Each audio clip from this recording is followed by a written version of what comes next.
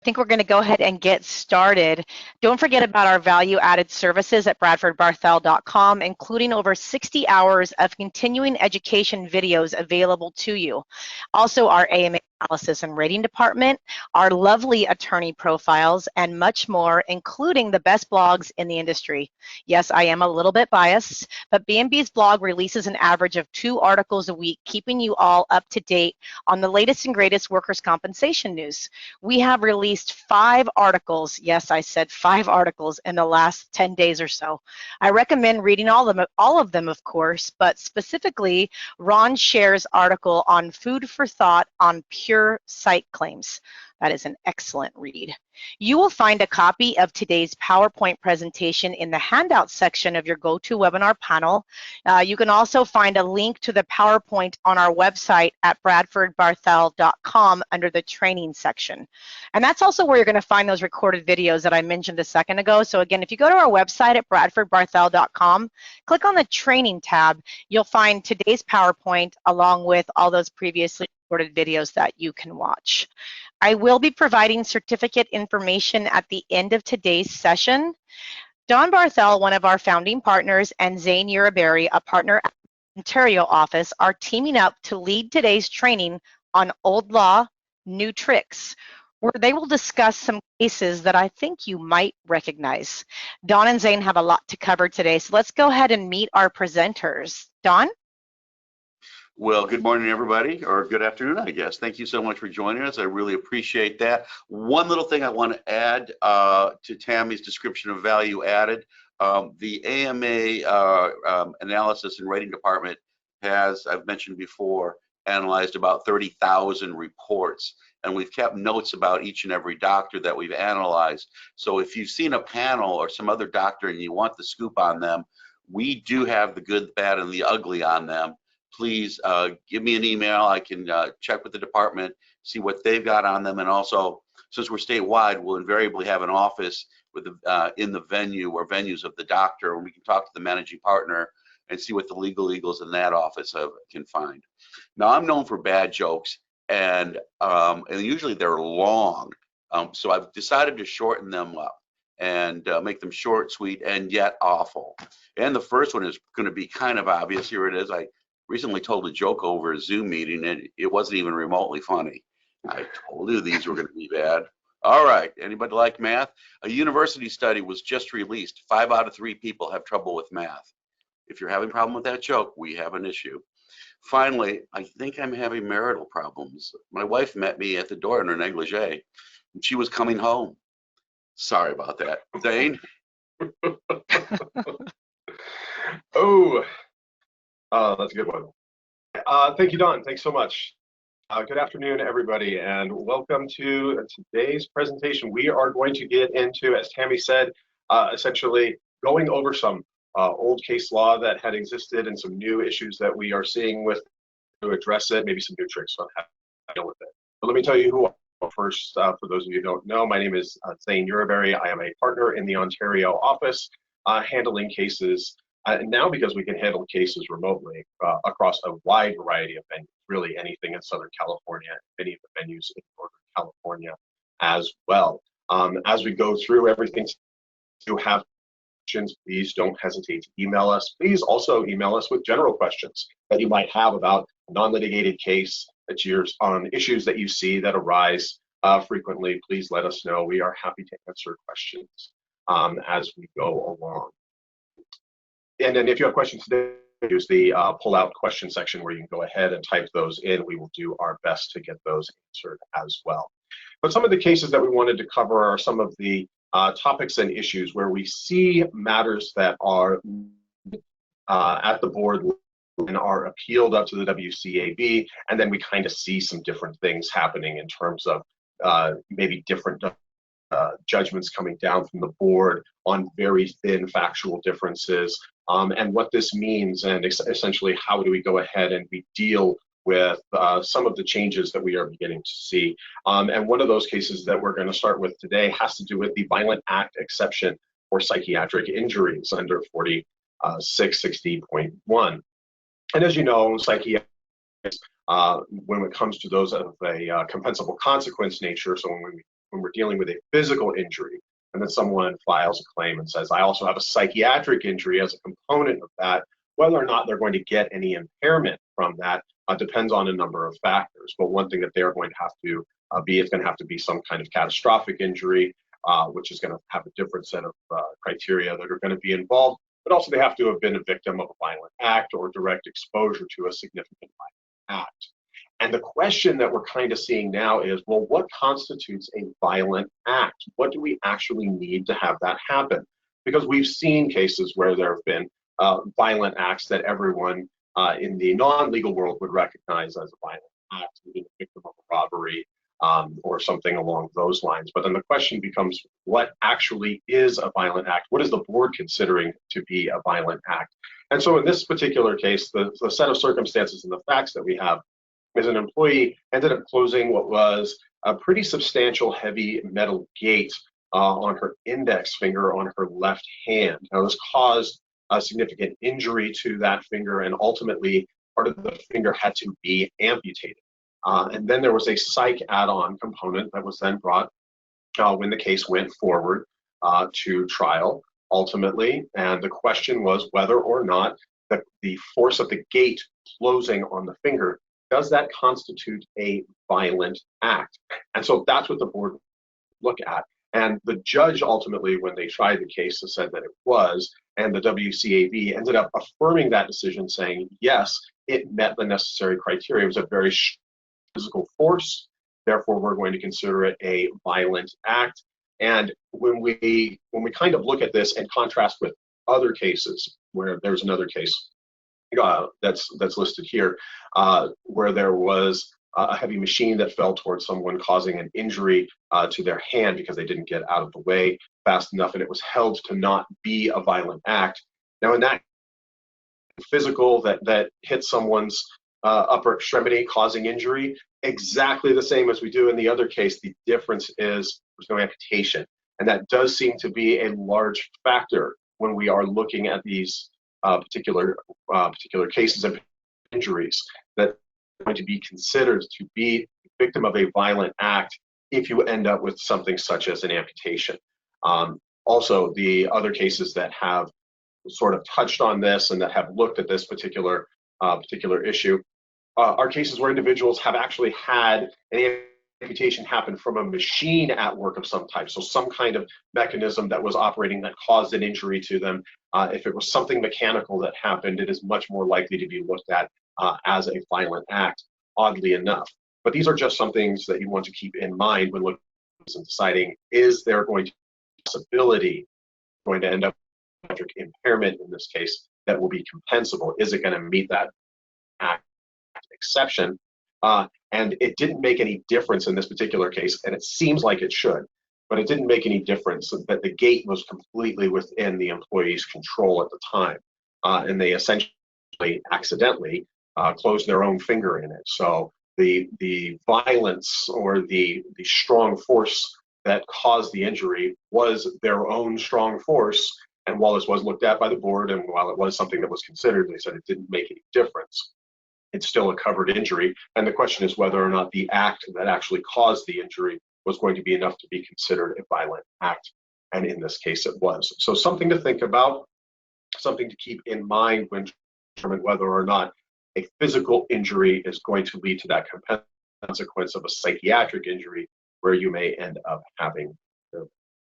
Want to touch on the Rolda case because good faith personnel actions are a frequent topic and a frequent issue, something that we see and something that at least alleged as a defense, and rightly so, and it should be. But what is involved in the good faith personnel action and defense? It has to be a psychiatric injury that involves the actual events of employment. We'll look at that. Predominantly caused by work. We will see who has to make that determination as to whether or not something was predominantly caused by work. And were the personnel actions placed, were they lawful and non-discriminatory, and were they being done in faith?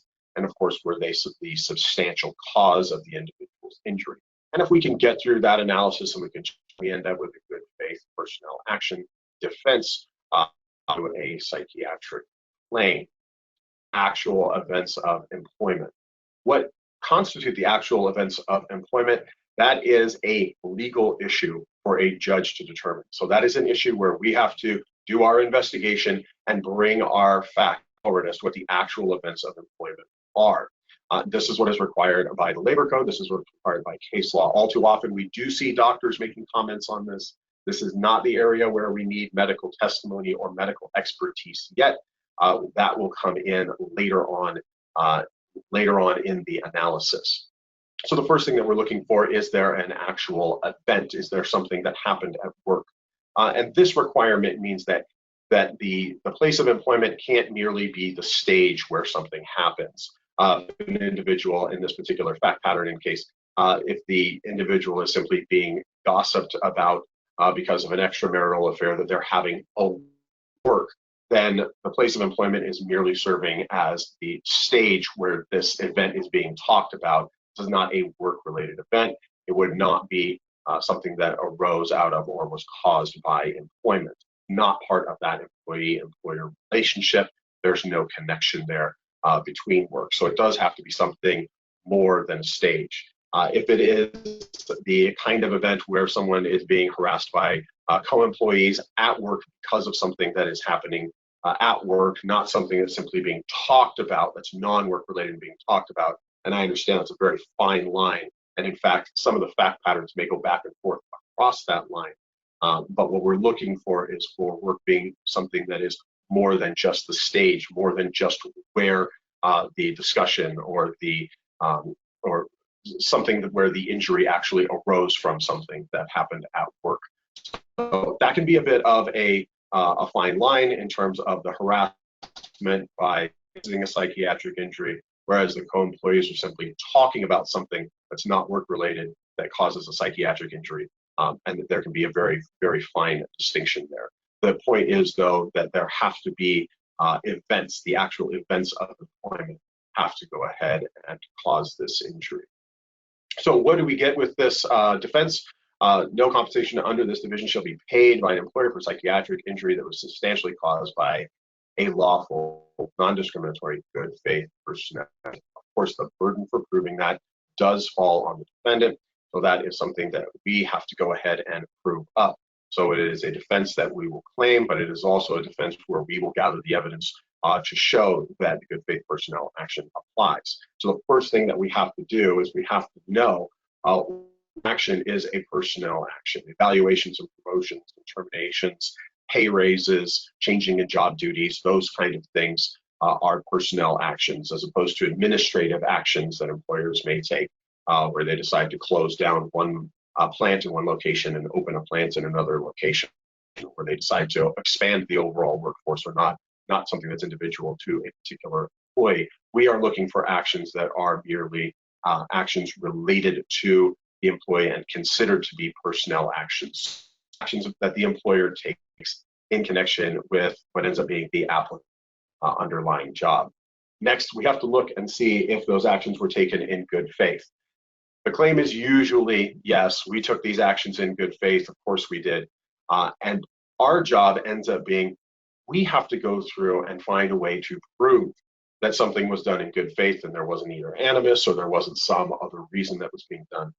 And one of the best ways to do this is to look at the policies and the procedures that were in existence for the employer and ask if those were followed in this case. Because if those were followed, then it makes it much more likely that business decisions and not personal decisions were being made for this applicant. So that's something that we would use to show good faith. We would also use information such as showing that consistent decisions had been made over time, that we were looking at a decision that had been made in this circumstance and similar decisions had been made in other circumstances, largely because the employer is following its own policies and procedures. It is following its own rules. And third is the action, the medical and legal cause of the injury.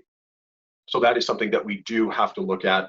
The legal cause of the injury is something where we are going to put on facts to show that the defense applies, but then there is going to be that medical step where we are going to have to show that medically speaking, the cause of this particular injury due to the good faith personnel action, and therefore we get a defense to this particular psychiatric claim. One of the best things that we can do in terms of trying to preserve evidence, since this is factual evidence that we are trying to gather, we want to establish different facts before memories fade, either through statements or through depositions or through some kind of written memorandum that is then stuck into the file, stuck into the personnel file, so that there is an understanding as to what exactly happened, 2 months ago or 2 years ago. We also want to collect up all of the write-ups of the other documents related to actual personnel actions that took place to show that if work was causing stress, it was being caused by all of these legitimate personnel actions that were being taken, whether those are write-ups or whether those are other benign sort of actions that are taken, such as changes in job duties, such as promotions, demotions that may happen. Well, we want to make sure that we have all of those documents collected up. So when we look at the actual holding of the case, and we are looking at what do we have to get a judge, what do we have to end up getting a doctor to decide, we see that whether the actual events of employment are involved is a factual and legal determination. The cause of the psychiatric injury, number 2 there, that requires medical evidence, as does number 4, which requires medical evidence. Again, it's looking at substantial cause of a psychiatric injury. And we're going back and looking at this case, and this case has been on the books for 20 years, because of some of the interpretations that we've been seeing. And we will continue on with the Kite case, which is an interesting case, and which has kind of become an interesting topic, and it has become sort of something that is not only getting litigated quite a bit in terms of when should we use the combined value charts, and when should we add, and when should we not be adding, but it also comes up a whole lot when we're talking about cases and when we're trying to do things like settled cases. So this is a frequent topic that does come up, that becomes an issue when trying to evaluate the overall value of permanent disability.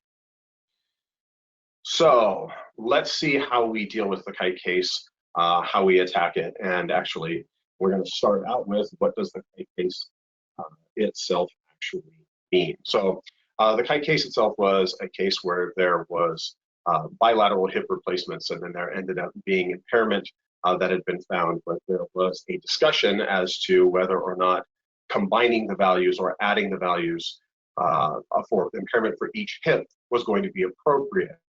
And one reason for this was due to whether or not the impairment that we were seeing in the case was going to be accurate impairment or not. Was it more accurate to add the impairments together because the hips work together in what they call a synergistic effect, or should we continue to use the combined value charts? Tammy, let me know if for some reason you can't hear me. I'm of the opinion that you can, but if you can't, let me know. You are good. Thank you. I am good. Okay. Okay. So the court's essential reasoning here was it appears that the individual who has an injury that then has a corresponding body part that has to kind of assist in that injury or assist with dealing with that injury, if you will, may have a type of injury that is not just going to be rateable and then combinable under the normal values. The guides are rebuttable. They are something that we don't necessarily have to follow to the letter. And so taking that idea all the way here as far as we can, the idea was now we can take individual body parts, individual complaints that people are having, and instead of combining those values together as the system was designed to be used, you can add them together. The idea is this would end up being perhaps more fair or more accurate depiction of their actual impairment. However, it doesn't always work that way, and it's not always going to come out that way. Let's look at the particular case here of Sweetman with the back, left wrist, and sleep. The back and left wrist injuries, these are injuries that did not overlap. These are injuries that could be added together, but the sleep pain itself arose from the back injury. And since it was a compensable consequence of the back injury, it necessarily overlapped, and so it would not necessarily be appropriate for it to be added together. It should be combined together. While we're going through these cases, it is important to remember this phrase here at the bottom of the screen, synergistic effect. You will see QMEs just use that phrase frequently when they decide we're going to go ahead and we're going to add this together because there's a synergistic effect. Or you will see cross-examinations of doctors that are done, and the applicant attorney will simply ask, is there a synergistic effect between these two areas of the body? The answer is yes, and then we move on. Well, as the cases have begun to go up and being looked at, that has not been enough. So in the case that we're looking at here on the screen, the AME did provide a Kite analysis, but failed to explain why addition was appropriate. And that makes his analysis not substantial medical evidence. But when he just says, no, the only thing we have a synergistic effect, but doesn't explain what that means, I have had to ask doctors in cross-examinations, what does synergistic effect actually mean, so that they can try to define it, so that they can tell us what they think that it means.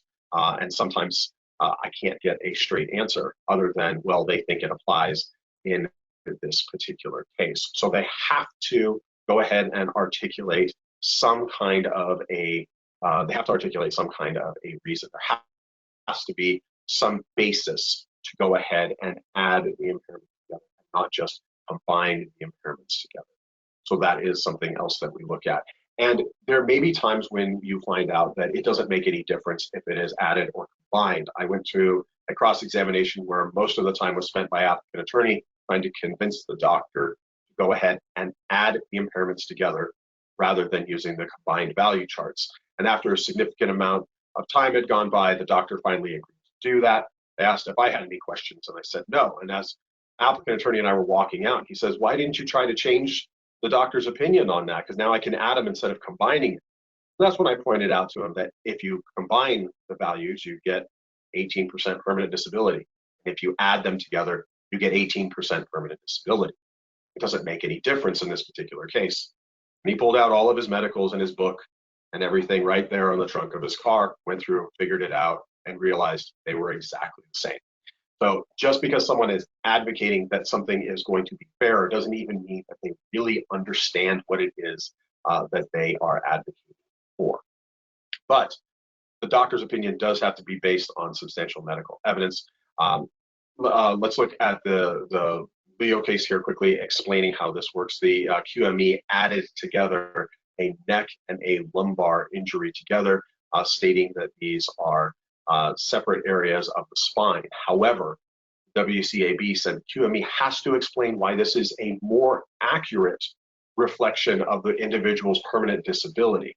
So it doesn't just make any difference that they're completely separate areas and that they don't overlap, that these are areas where we can add them together because these parts of the body work together. The question is, why is adding it together and getting a different level of permanent disability more accurate than using the combined value charts? So that is something that definitely has to be answered, has to be looked at.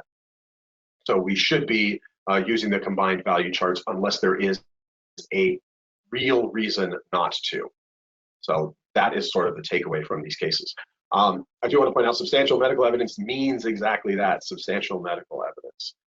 So remember, the permanent disability rating schedule as prima facie evidence that each injury is going to be covered by the schedule, but that it's also going to be correct. So there has to be something else that comes forward. There has to be some other evidence that comes forward and says this particular injury is somewhat unique. This particular body part and this other particular body part are working together in a way that can be described, and that makes adding the impairments together more appropriate than simply combining them together. But there has to be some kind of a justification for that, not simply using those magic words of synergistic effect. That's not going to be enough. So remembering that you don't want to have overlap between the two things that are being added together, since those are already being considered to be working together. And there also has to be substantial medical evidence, meaning the doctor has to explain why adding is more appropriate in a particular case and reflects the overall impairment better than simply combining together. It can't be the case that it simply provides for more impairment. That is not going to enough. So that is kind of a quick walk through the Kite case itself. If you do have any questions on that or other observations or other issues, please feel free to contact me, ask me any questions on that or any of the other cases that we went through. And I'm going to go ahead now and hand it off to Don. Thanks, Zane. Awesome job, as per always. All right, let me see here. Hopefully this is working. You see a screen, and most often the attorneys have at the beginning of their slide presentation a picture of themselves, as does Zane, because he's a good-looking guy. I, on the other hand, am old, crippled, and gray, so I figured, why not use this guy to stand in for me? Remember Guzman a jillion years ago? People used to call it Almaraz. Oops, I'm having a problem. Let's get rid of that. People call it Almaraz Guzman or Almaraz, but technically speaking, it's Almaraz and Guzman were two separate cases. Guzman was the one that went up to the 6th District Court of Appeal. So if we're making quote unquote Almaraz Guzman issues, they are actually Guzman issues. All right, let's see here. I'm already having a problem here. Okay, so what happened back a million years ago? We had a bilateral upper extremity problem. It was carpal tunnel syndrome, and there was an AME, and if everybody knows hopefully how I feel about AMEs, and it's not a popular thing. The guides give, that is the guides properly applied, give 3% whole person impairment to each upper extremity. But wait, oh shoot, but wait. You're aware there's often a discrepancy between disability and impairment. Well, of course there is. There's always a discrepancy because we get impairment from the AME guides and we apply age, occupation, and DFEC, or the 0.4 rather, a modifier, and turn it into a disability. But nonetheless, the doctor was already off kilter here. Based on her ADL losses, each upper extremity would be 15% WPI, although this method is not sanctioned by the AMA guides. And the question was, can this rule the day? And we went through Almaraz Guzman 1 and 2. Roman numeral 1 and 2. There was a while back there we seemed to get lots of cases that were Roman numerals 1 and 2, and then we went to the 6th District Court of Appeal, and there were 4 holdings. First, that the ratings, the PDRS, the permanent disability rating schedules ratings, are rebuttable. You see those pennies, nickels, dimes, and quarters? That's change. I always hate it when I have to explain that. No change there. The burden of challenging the permanent disability rating schedule is on whom? Whoever wants to challenge it. If applicant's counsel wants higher ratings, then he or she needs to challenge it. If we want lower ratings than the strict application of the AMA guides, then we need to challenge it. Does that happen? Oh, heck yeah. There are a number of cases in which the defense has successfully challenged a strict application of the AMA guides. Consider that as one of the arrows, one of your quivers to fire back at applicant's counsel. No change there. Third holding, want to challenge the PDRS? How might you do it? Well, you would challenge the whole person impairment under the AMA guides. No change there. Finally, sorry, Caw, you're stuck with the AMA guides. There had been an argument that they could use anything, any kind of document, any kind of study, any kind of anything to attack the AMA guides strict application. And it was found that no, it's not permissible to go outside the 4 corners of the AMA guides. This was a big change. Interestingly, I have an AMA guides. I assume you have access to one as well. Mine has actually 8 corners, but let's not be ticky-tack here.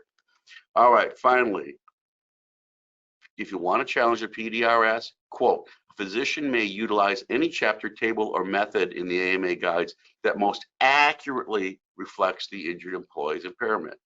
This is a big change because in Guzman and Almaraz, originally the WCAB commissioners en banc had said that you can challenge a rating based on a whole person impairment that was inequitable, disproportionate, and not fair. What kind of standard is not fair? Well, you may think one thing that is fair, I may think another thing is fair, and applicants counsel, I suspect, thinks the third thing is fair. Fair is simply not a standard. So, and that is exactly what they said in AG2. Now, what does the 6th District Court of Appeal say? Because remember, they're the head boys and girls, and whatever they say goes unless and until the Supreme Court overrules them, or the 6th DCA changes their opinion. And they said, we agree with AG2. Now, but they helped to explain what Almaraz Guzman 2 really means.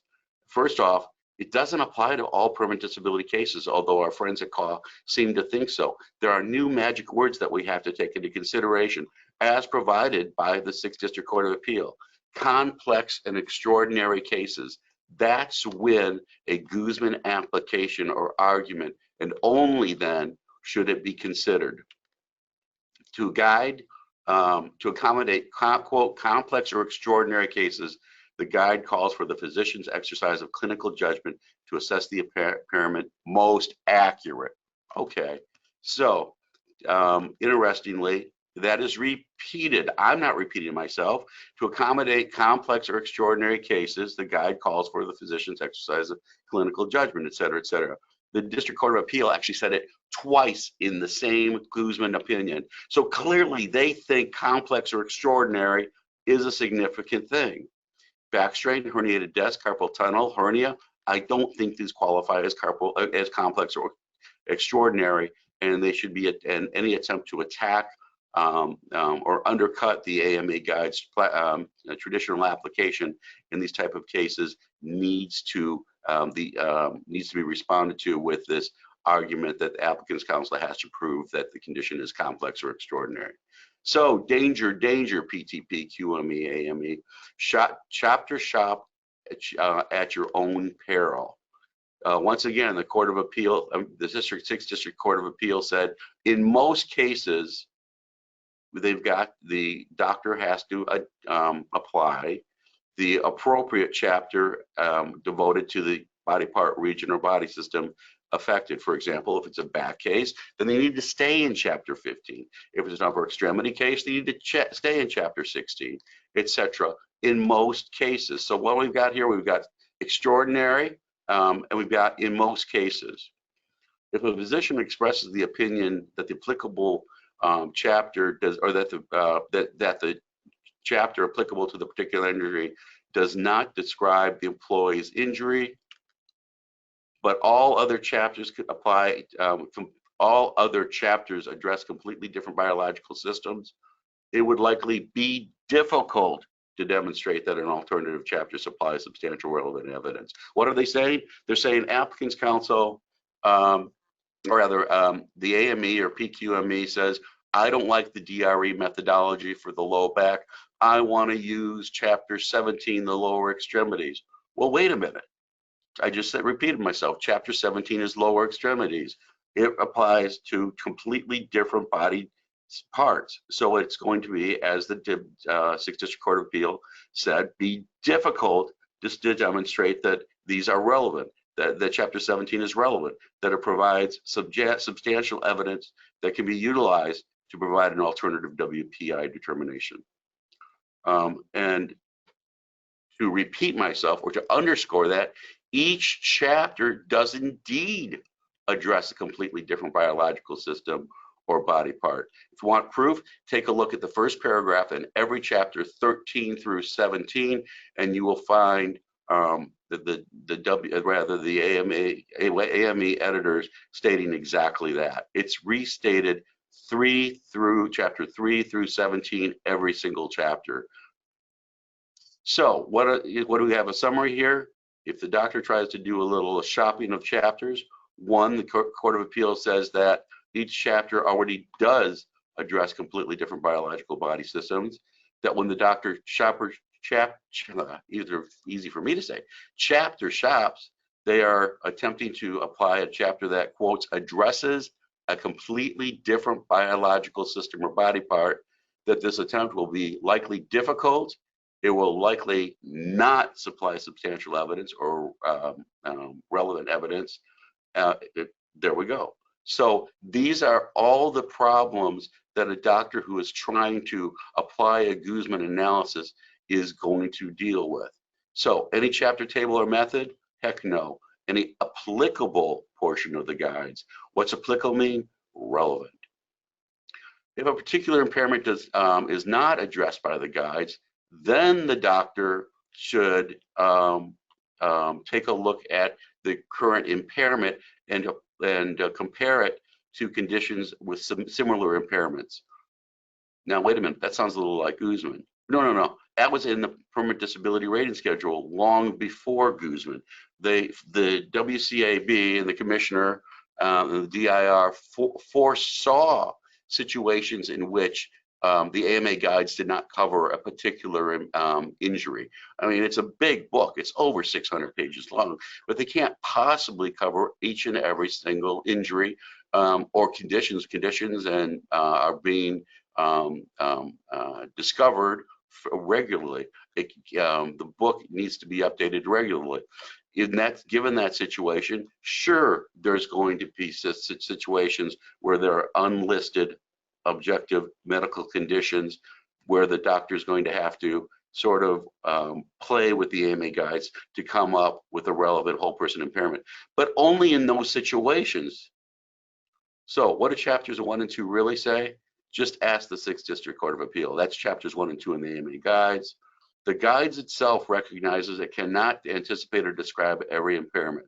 To accommodate those, here are the words again, complex or extraordinary cases, it calls for the doctor to basically do a Guzman analysis. The guides recognizes that it cannot anticipate and describe every impairment. So implicitly, if the impairment is described in the AMA Guides 5th edition, we don't need to go to the next step to determine whether it is complex or extraordinary. The 6th District Court of Appeal definitely gets it. The 4660, our permanent disability rating statute, does not prohibit incorporation of the portions outside of the descriptions, measurements, and percentages in a complex case one not addressed by the chapter devoted to the affected body part or system. Seeing a trend? A Guzman analysis is supposed to be much more difficult than our friends at the California Applicants Attorneys Association try to argue. And we need to make sure that in the right cases, we continue to fight tooth and nail and make them do the proof or provide the proof, provide the evidence, provide the analysis that Guzman requires. All right, what about the doctor shenanigans we've seen? When we were doing our points and authorities and our arguments for the 6th District Court of Appeal, we said the doctors are going to do crazy stuff if they don't have to apply the AMA guides the correct traditional way. And the 6th District Court of Appeal responded to that. The defense invokes the scenario of spine injury accompanied by difficulty lifting and sleep disturbance, in which the doctor would use the hernia chapter or the sleep disorder chapter or both, arriving at a radically different impairment value. Well, not only did we not have to use our imaginations, this became such an issue that the legislature had to come up with a new statute to keep some of this from happening, in particular the sleep disorder, right? This was definitely a difficulty that the Court of Appeal did not foresee. Their opinion of these type of situations was doctors gone wild. Actually, that wasn't their verbiage, but that was the implication. Speaking of which, I Googled for a picture to present to you, doctors gone wild, and I can tell you there is no picture from a Google search of doctors gone wild, because there is nothing in there that I could present that would be considered appropriate. If you remember nothing else from this presentation, you might want to remember to Google doctors gone wild and make sure that your history is disabled. So what's the DCA's opinion, District Court of Appeals opinion of the doctors gone wild? It's an abuse in most cases to do a Guzman analysis. It's a fishing expedition through the guides. It's not going to be substantial evidence. It will be medical opinion that departs unreasonably from a strict application of the guides. the WCJ will necessarily reject it. Any WCJ would err by allowing the scheduled rating to be based on an obviously inapplicable section of the guides. What's the judge supposed to do? Necessarily reject the doctor's wild and crazy games. So, I don't know about you, I'm not a math guy, as suggested by my joke, which said that 5 out of 3 people have problems with math. I'm probably one of those folks. Definitely 5. I think I'm number 4. What were your least favorite works in 5th grade math? Show your work was the one I hated. It made it very difficult to cheat off the person next to me. The same rules apply to the doctors with regards to a Guzman analysis. According to the District Court of Appeal, they must explain the departure from the impairment percentages. It's necessary to explain how they arrived at the different rating and why they did. And first off, they actually preface it with a traditional application of the AMA guides. The doctor has to say, all right, this is a DRE, low back DRE category 2. Here are the symptoms that you can find in DRE category 2, 3 to 5, 8%. I'm giving it a 8% based on increased impairment due to extreme pain. And then the doctor, after that, the doctor has to say, if they wanted to do a Guzman analysis, here's why I'm departing from that. Here's why I don't believe that this, after you rate it out for age, occupation, and FEC, DFEC, or the modifier, here's why I don't think that that accurately reflects the true PD, and then here's how I did the alternative analysis. Again, explain why the departure is necessary, and 2, explain how they arrived at the different rating. What do they have to do? Well, the explanation must include the doctor's skill, their knowledge, their experience, any other consideration unique to the injury. And they are free to rely on standard text or recent research data as a basis for medical conclusions. This is important. You may want to consider doing a little analysis or doing a little research yourself. We have a wonderful thing at the Bradford and Barthel that we've invested heavily in, so that our attorneys can do wonderful medical research in preparation for doctor letters or doctor depositions. And if you have it available to you, I strongly recommend you get it. It's called Google. At this point, I never take a doctor's deposition until I've Googled every condition involved in the case, and invariably I can find university level research, federal funded research, etc., that will help me attack the doctor's findings. And invariably, if I'm taking a doctor's findings, what I'm trying to do is make the doctor look stupid. Also, something we want to consider in addition to Google is that as the AMA guides evolve, they become more conservative. By that I mean, for example, the 6th edition, the one we have not adopted, but the 6th edition provides more conservative numbers for various ailments. So that's something you may want to rely on or take a look at in terms of standard text to argue for a decrease impairment under a reverse Guzman, so to speak. Without a complete presentation of this information, the judge may not be able to determine whether the party has successfully rebutted the scheduled rating, or has manipulated the guides to just manipulated the guides to come up with a bigger number, which we know is exactly what happens on a regular basis. What must the explanation include? Skill, knowledge, and experience. A doctor who's never done the AMA guides, or is new to the workers' comp system, may be subject to attack, and is definitely going to be less credible. In doctor depositions, I've been doing this for about a little over 30 years, and invariably, the doctor deposition begins with names on the record, and then the doctor providing their CV, and one attorney or the other saying, can we stipulate to the doctor's credentials? And invariably, because we're all very nice and we swim in a very small pond called workers' compensation, everybody agrees. Absolutely not. No, not anymore. Remember what I just said? What is the objective I have? Invariably, well, first off, if I send traditionally, if I don't like a report from the doctor, I will send a letter asking for a supplemental. If and when I don't get an answer that I like, then I'm setting the doctor's deposition. What am I trying to do? What did I say a little earlier? Trying to make the doctor look stupid. Why in the world would I stipulate to the doctor's credentials saying this guy rocks and rolls and is the best thing since sliced bread, and then say, yeah, but I stipulate to his credentials? Never, never, never. Something I think a lot of defense attorneys make a mistake on. So, is your PTP QME really an expert on the guides? Something to explore.